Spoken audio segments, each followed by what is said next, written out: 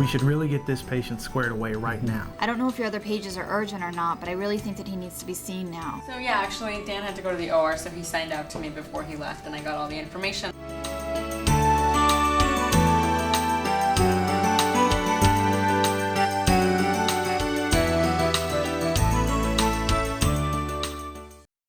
I'm Celia Davino, the Chief of General Surgery and the Program Director of the General Surgery Training Program here at the Mount Sinai Hospital.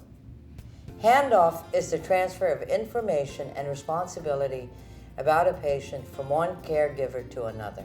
It is perhaps one of the most important aspects to ensure safe patient care. But the fact is, all too often, we do not handle the responsibility of patient transfer properly. Not only don't we express ourselves clearly when we're communicating about a patient, but we do not voice the concerns regarding any changes in the state of the patient. And in the process, probably do not ask the right questions.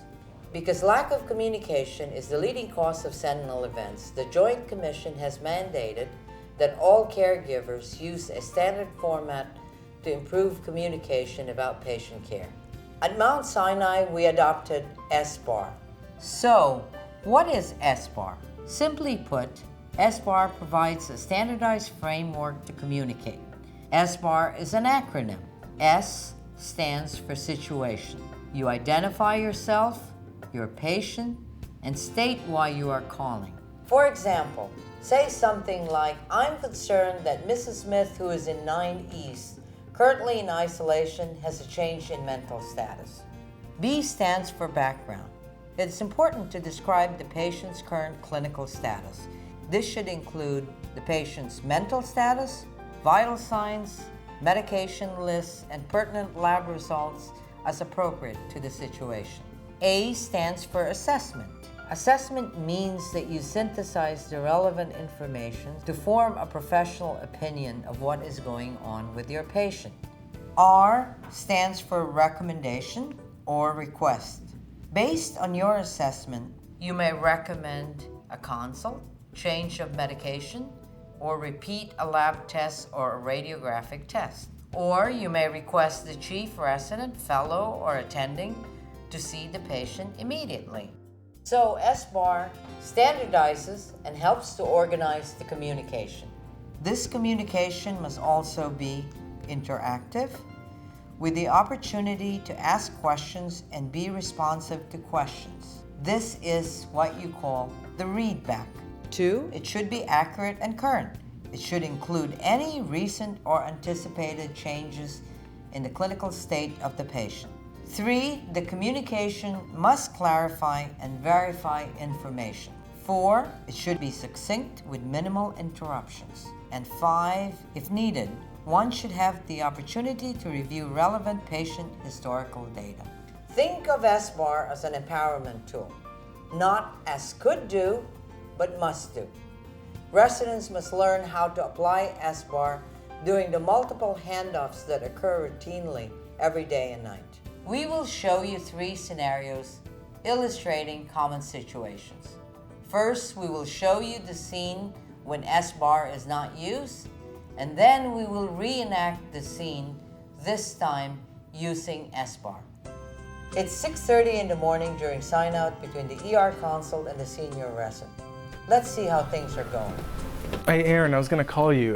So what's going on with this patient in the ER? I've been here since 4:30 this morning.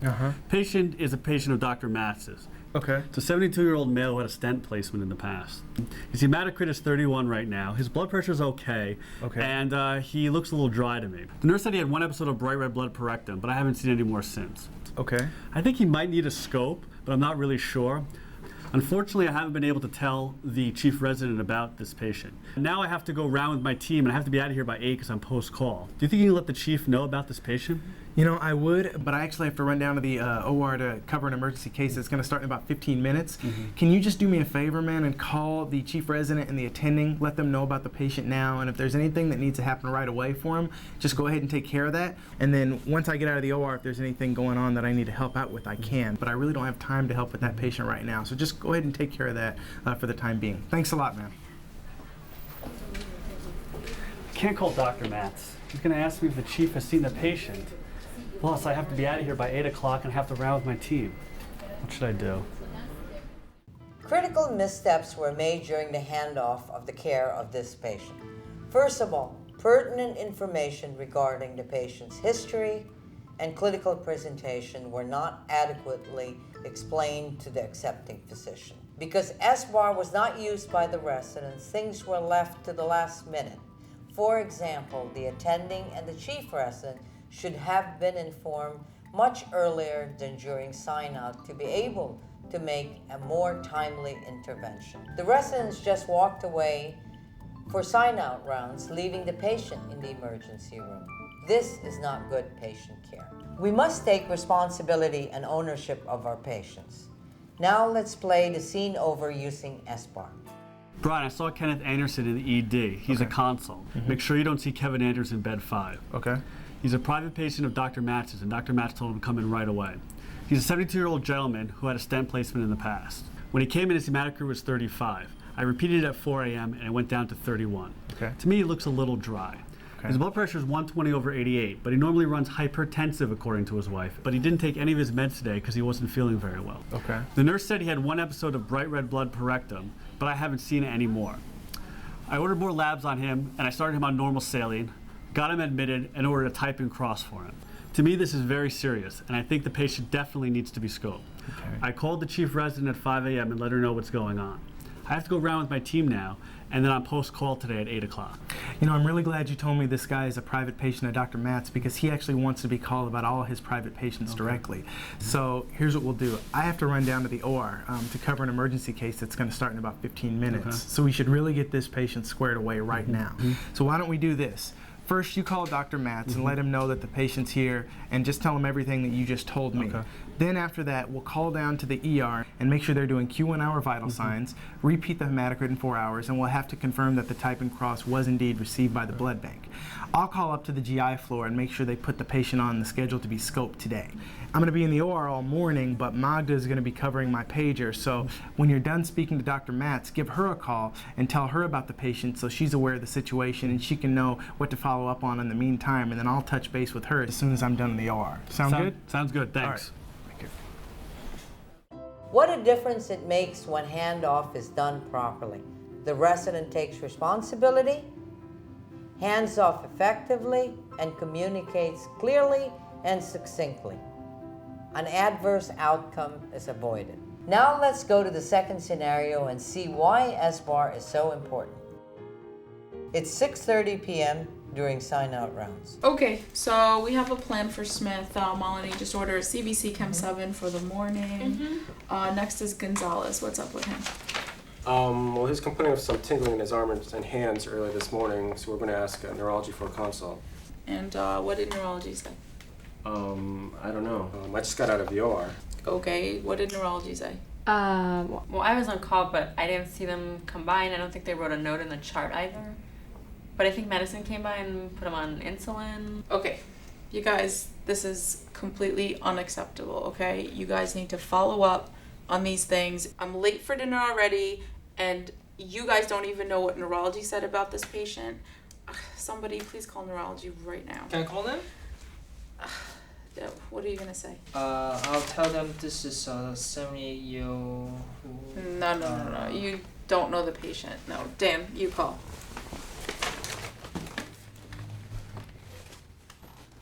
Yeah, hi. Can you page Dr. Golden from neurology to this number? Yeah, thanks.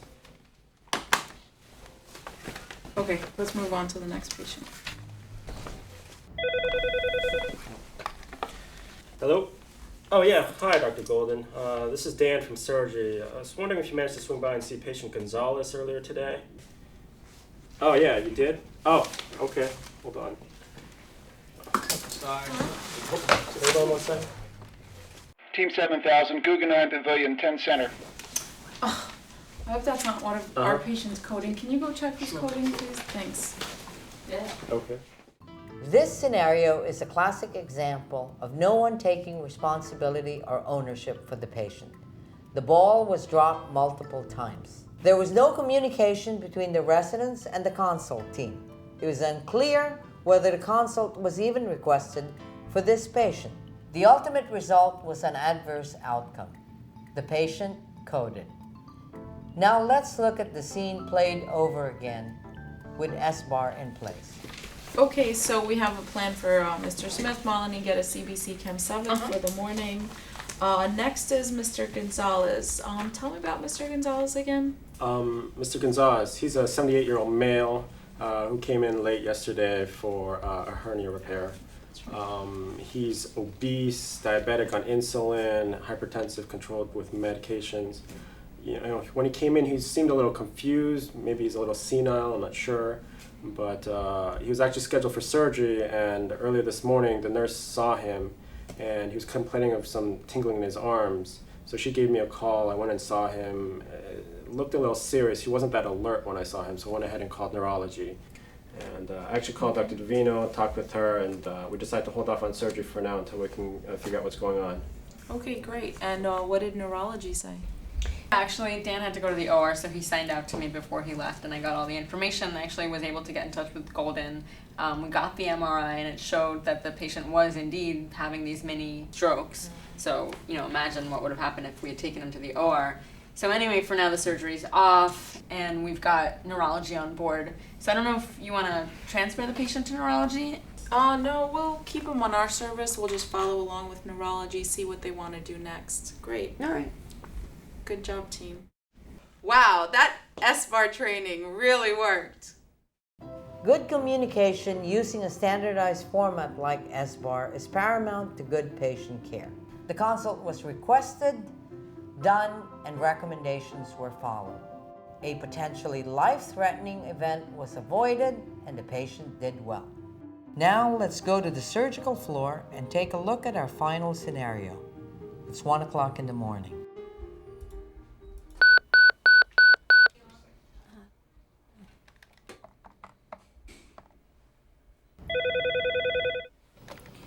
Hi, Dr. Alvarez. Hi, it's Carrie, one of the nurses on 9 East. I'm calling about this patient, Joe Manning. He came out from surgery, I don't know, a couple of hours ago. He doesn't look right. Something's wrong. He's very agitated.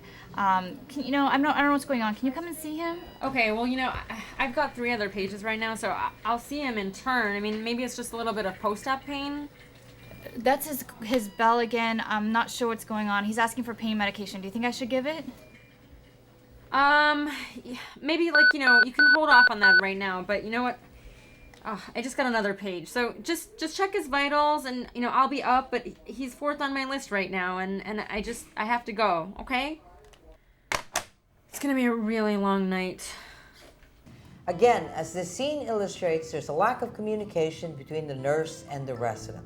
The nurse is unable to communicate the severity of the clinical situation, and the resident, on the other hand, overwhelmed, is unable to prioritize and ask the right questions. In addition, when this happens, it's important for the nurse to go up the chain of command and go to the next level to be able to get the appropriate response. Now let's see the scene played the right way.